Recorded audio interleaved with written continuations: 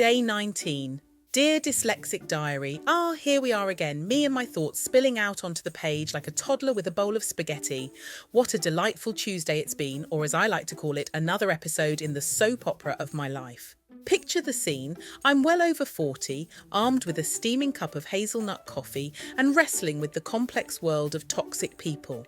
It's like trying to untangle a ball of wool that a particularly mischievous cat has gotten its paws on. So I dove headfirst into my research today, and let me tell you, the world of toxic personalities is like a buffet of bad choices. These delightful creatures focus solely on your reactions. It's almost as if they've got a subscription to your emotional roller coaster and can't wait to watch the show.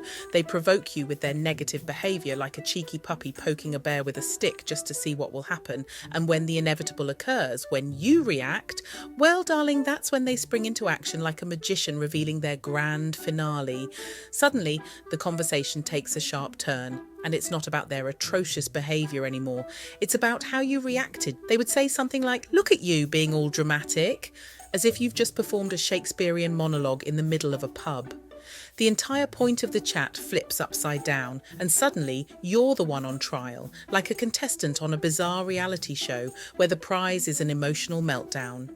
And trust me, when you're in that moment, it's easy to start feeling like a child again, complete with all the emotional flare-ups. The more you react, the more they thrive, like a plant soaking up sunlight while you're left wilting in the shade. You're practically handing them a trophy for best toxic behaviour, and they're clapping like they've just won the lottery. But here's the kicker. Unlike you, they're not arguing to find a solution. No, they're merely enjoying the chaos, relishing in the fact that they've got you all riled up. It's like being stuck in a merry-go-round that never stops spinning. Round and round it goes, and you're left feeling dizzy and confused, wondering why you even got on in the first place. So what's a well-meaning aspiring psychologist to do? Well, I've come to the conclusion that the best course of action is to simply walk away. Yes, darling, just walk away.